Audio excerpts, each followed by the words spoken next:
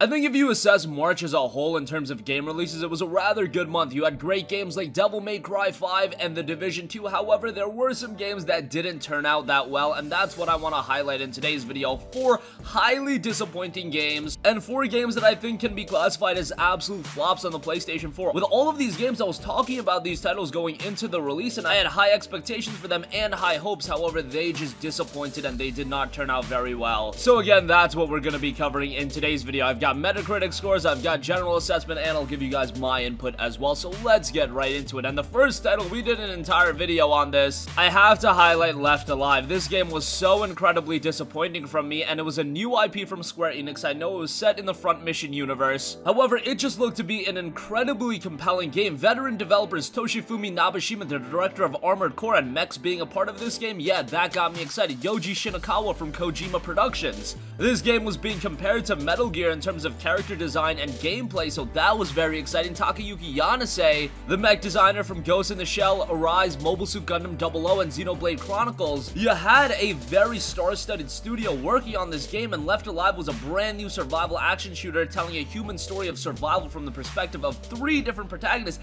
It just seemed very interesting, but from a fundamental standpoint, from a gameplay standpoint, it was just not very good, and that gameplay was the real major issue of the game. There were a lot of issues in that regard. Difficulty pacing was all over the place, and the gameplay itself wasn't very satisfying. As much flack as this game got, however, I did see the premise there and the potential there while playing the game for something really great.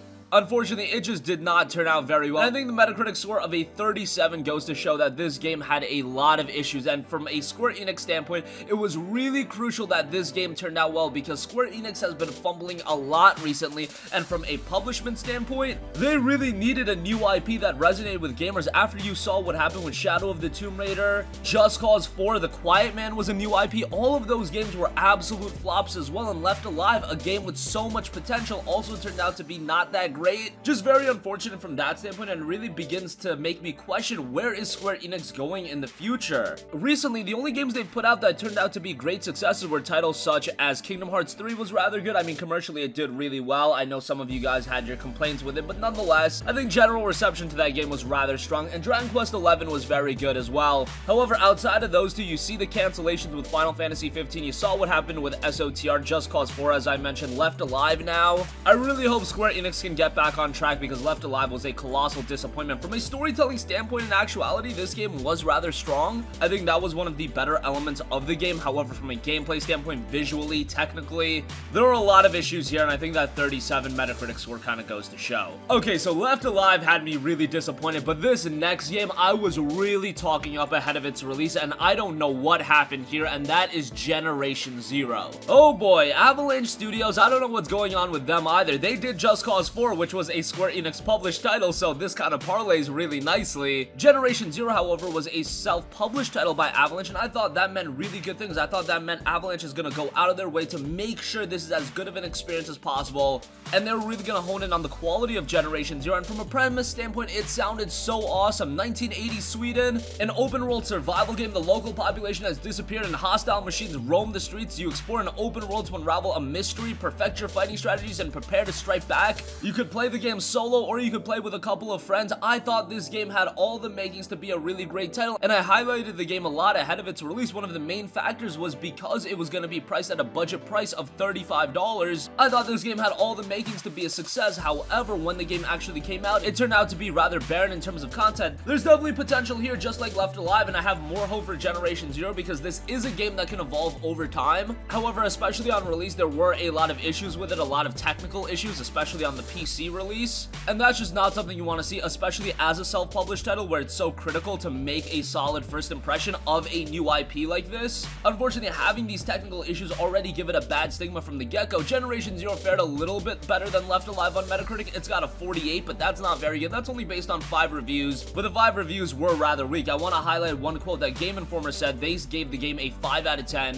To round out their review, they said, frankly speaking, Generation Zero feels unfinished. A massive trail of narrative bred breadcrumbs exist, players that might culminate in a great yarn about this robotic invasion, but the sheer dullness and technical issues make this game not worth seeing to the halfway point, much less the end. I think that really highlights my sentiments about Generation Zero as well. There's a lot of interesting nuances here, there's a lot of interesting narrative tidbits here. However, at a whole level, if you assess this as an entirety of a game, when you look at all the fundamental aspects, there's so many issues, so many technical shortcomings that Generation Zero just did not turn out to be a good game, and this one was incredibly disappointing for me because I was highlighting it so much ahead of its release. I had such high hopes for it, but it just didn't turn out well, and that really begins to make me question, where is Avalanche going in the future? You saw how Just Cause 4 turned out, Generation Zero a little bit of a blunder. They're working on Rage 2 alongside id Software. Hopefully that brings them at a better light, but I'm really concerned about where they're going in the future. Hopefully they can get back on track because there is potential with Generation Zero. Maybe the game can evolve in due time, but Avalanche needs to get back on track, and I still think they're a studio with a lot of potential. I saw what they did with the past Just Cause titles with games like Mad Max. They're a talented studio, but Generation Zero doesn't really showcase that talent. Left Alive and Generation Zero were probably the two games that I had high expectations to and were gravely disappointed by. I want to highlight a couple of other games that disappointed me a little bit. Eternity: The Last Unicorn was a game I highlighted a little bit as well ahead of its release. It was done by Void Studios and it was published by 1C Entertainment. It looked to be a very interesting classic RPG with a very interesting premise. It had lore based on Norse mythology, and you traveled through mesmerizing locations, met fantasy characters, and I thought the premise was really cool. Unfortunately, the general reception wasn't all too strong. It's currently sitting at a 35 on Metacritic, and in terms of this being a brand new RPG that resonated at a mainstream level, it's not gonna really hit that. It was released at a budget price point of $20, so just inherently, I wasn't expecting a breakthrough title. However, I was expecting something compelling just based on the premise. Based on what this game was going for, I thought there was potential here. WCCF Tech gave the game a 3.5 out of 10, saying Eternity: The Last Unicorn is a less than magical mix of misplaced PS1 era nostalgia and shallow Dark Souls mimicry. Nearly everything about the game, from its fixed camera angle to its clunky combat to its copious backtracking, is broken or irritating in some way. If challenge is all you're looking for in a game, perhaps Eternity: The Last Unicorn is for you. Everyone else will likely find it as fun as a sharpened horn to the eye. Alright, so they obviously weren't all too positive about the game. Again, it's got a 35 on Metacritic. Based on the general reception, that's probably pretty accurate. It's always unfortunate to see smaller games like this and not do all too well, because you know from a development standpoint, they put a lot of hours into it. They poured their life into it. I know what the grind of game development is. I always like to see games like this succeed. However, we have to assess it as how it is, and Eternity: The Last Unicorn was a bit of a blunder.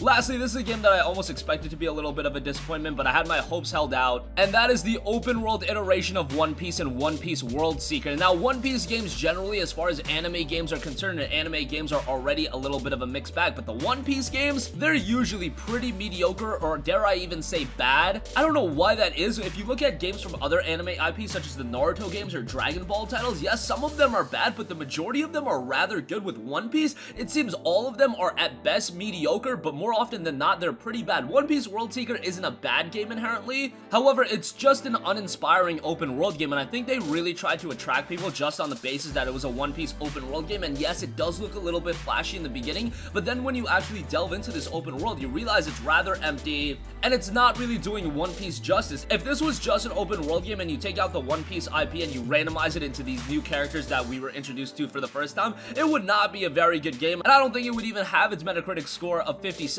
at that point. It would be even worse received. However, it is a One Piece game. That's not really fair of me to assess it that way. However, fundamentally, from a gameplay standpoint, One Piece World Seeker leaves a lot to be desired, and considering One Piece is the most famous anime IP in the world, when you look at it from a worldwide basis, yes, maybe over here in the West there are some anime that outpaced it, I am shocked that there hasn't been an elite level, a high quality One Piece game at this point. Again, anime games are generally just a little bit shoddy, but we've had quality Naruto games, we've had quality Dragon Ball Z games, we've even had a quality Bleach game, and I feel like we have yet to have a quality One Piece title that really does the IP justice like it deserves. It's the most famous anime IP in the world. It should have a high quality game, but World Seeker just is not that. And that's gonna conclude this video. A little bit of a depressing video, but I feel like it's important to highlight these games. Left Alive, I had strong anticipation for.